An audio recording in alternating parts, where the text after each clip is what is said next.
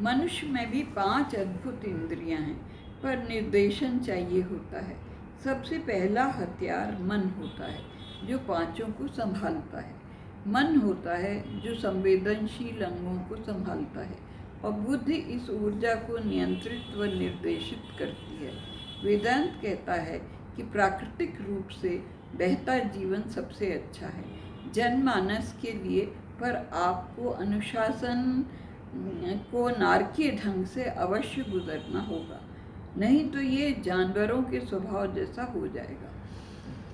2 ही प्रकार के मनुष्य सबसे सुखी होते हैं, या तो एकदम ही मूर्ख, या जो बुद्धिमत्ता से परे चले गए हैं। बीच के लोग संघर्ष या तनाव में फंसे रहते हैं। जैसे एक समय आया था जब हिप्पी सभ्यता ने बड़ा जोर पकड़ा।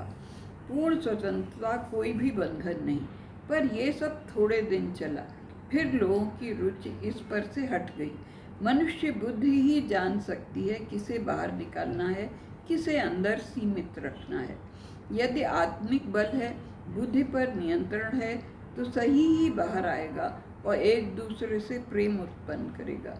श्री कृष्ण इस सुंदर विचार को मस्तिष्क में पीछे रखकर हमें समझाने का प्रयत्न कर रहे हैं, जो कि सामाजिक शांति की समस्या है।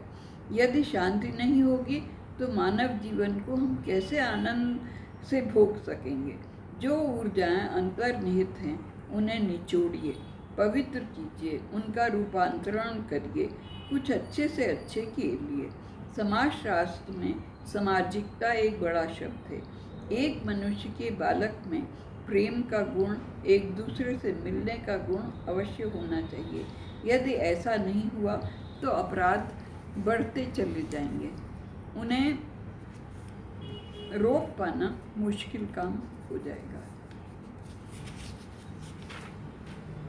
लोग द्वेष, ईर्ष्या और घृणा से भर जाएंगे। श्री कृष्ण कहते हैं, हे अर्जुन, पहले अपनी संवेदनाओं को अनुशासित करना सीखो। बुद्धि के द्वारा कभी रोग नहीं लगता, केवल यही शारीरिक अंग है जो दुर्बुद्धि उत्पन्न करते हैं। यदि आरंभ में ही इन्हें रोका नहीं गया तो ये बढ़ते चले जाएंगे और फिर इनका हाल लाइलाज जैसा हो जाएगा। श्री कृष्ण चेतावनी देते हैं, इन्हें संभालो, अन्यथा छूत के रोग सा ये फैलता जाएगा। यहीं से बुराइयां उत्पन्न होती हैं। आपका स्व 5 वस्तुओं से ढका है। सर्वप्रथम शरीर है, फिर प्राण हैं जो जीवन चलाते हैं, शारीरिक बल, फिर बुद्धि और अंत में आनंद की अनुभूति। इन 5 को पार करके ही हम सच्चे स्वयं को, जो आत्मा है, जो छिपी है, हम सब में मिल पाते हैं। इनमें से सर्वप्रथम इंद्रियां आती हैं। इनका जीवन में भारी अनुदान है। यदि ठीक से कार्य नहीं करें तो शरीर व्यर्थ होता है। यही शरीर को जागृत रखती है, तो ये अधिक महत्वपूर्ण है। शरीर एक लोथड़ा जैसा हो जाए यदि ये अपना काम ठीक से नहीं करे, यही शरीर को जीवित रखती है। फिर दूसरी वस्तु है मन, जो इंद्रियों से ऊंचा है।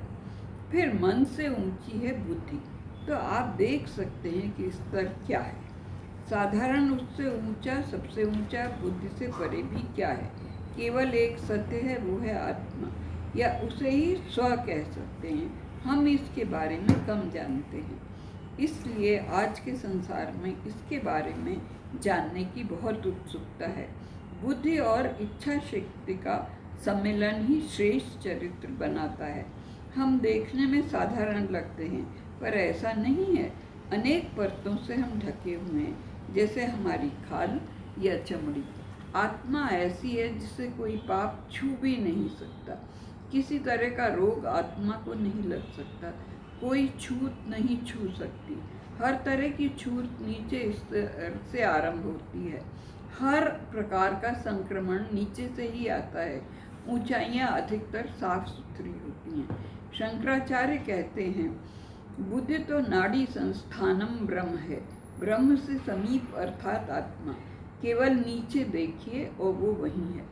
लेकिन नीचे देखने में तो संघर्ष में युग के युग बीत जाते हैं। ये इतना सरल नहीं है। बस इसमें छोटी बात निकाल कर चलें तो अच्छा होगा कि आपके शरीर का जो भाग अपराध बोध से बढ़ गया हो। एक मापदंड ऐसा है जो इस हीनता से बचा हुआ है, स्वतंत्र है, वो है आपका सच्चा स्व। यदि ऐसा न हो तो पापी की आशाएं समाप्त ही हो जाएं। राधा कृष्ण जी ने कहा है, प्रत्येक अपराधी पापी का एक आने वाला भाग्य होता है, जैसे कि हर सन्यासी का एक बीता हुआ काल।